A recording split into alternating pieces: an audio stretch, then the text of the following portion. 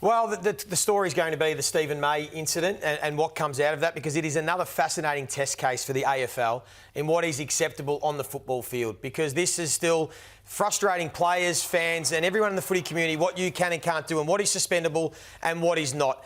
And this is why we're all waiting for Greg Swan to start, because we want the AFL to tell us what Stephen May is meant to do in this situation. What is the alternative option for Stephen May? That's what we're all waiting for. And I'm finding it a bit frustrating they've sent this to the tribunal and not made a decision themselves, because why are we leaving it up to three past players who we're not sure how much footy they watch on a week-to-week basis to make the decision on what you can and can't do? And it has been confusing, Dicko, because there have been a number of examples in recent weeks. It's easy for everyone to sit here now and say, oh, we're just conditioned that that's automatically 3 weeks and you can't do that on a football field anymore. But when you take a look at some other incidents in recent weeks, the confusion is still there. So in round 11, this was Alex Pearce, who was given 3 weeks.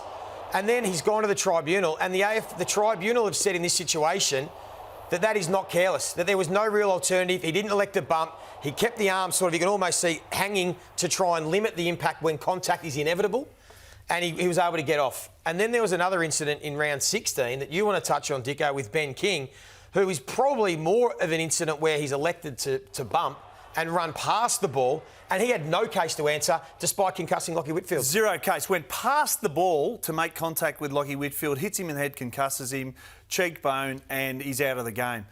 He didn't contest the ball there. He went past the ball. He had his fingers tips towards the ball, but his intention was to step and hit Lachie Whitfield. I'm with you on Stephen May. I am staggered he's going to the tribunal. I am staggered they haven't made a decision based on where it is. So they're saying, was it careless or was he contesting? They're not sure. It's severe. It's high contact. But I have no doubt Stephen May has taken a line to that ball. What do you want him to do in that split second? Let's take a look at the slow-mo and talk through it. And Kingy, join in here, because I know you've got a different view. But what is Stephen May's alternative in this situation? He dangles... Right there, it's probably too late, Joey.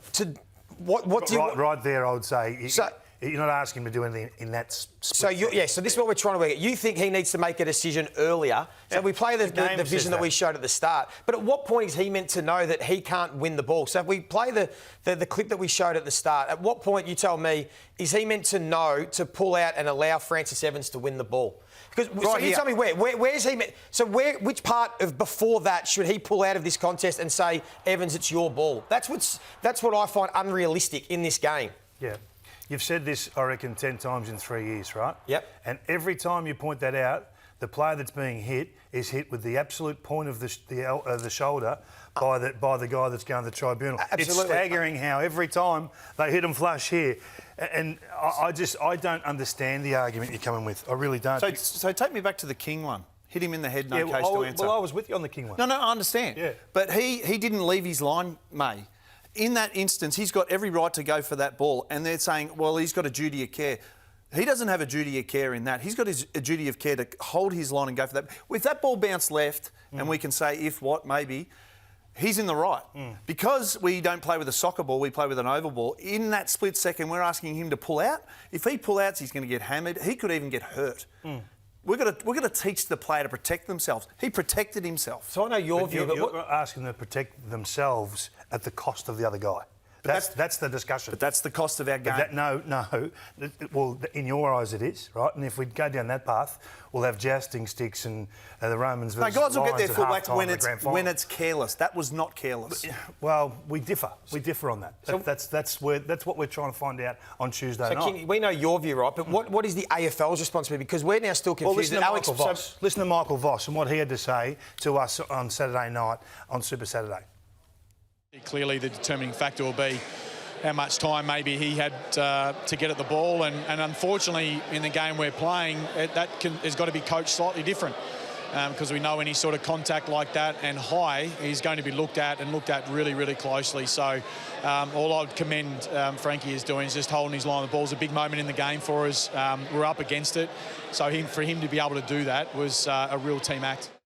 Well, that's confusing. He commended Frankie Evans for keeping his line on the ball, but he's saying at the same time he needs to train his players to attack the contest differently. If you're attacking the contest, you can't make contact with the head. Is what he's saying. The fact that he turns his shoulder there, if he stays like that, that's more Alex Pearce than turning like that. He does tuck the arm here. He just tucks it. The next frame. His arm. Next frame. Yeah, his arm hangs Next frame. out. Nah, he nah, tucks nah. it. We He showed the tucks. other angle, King. Here.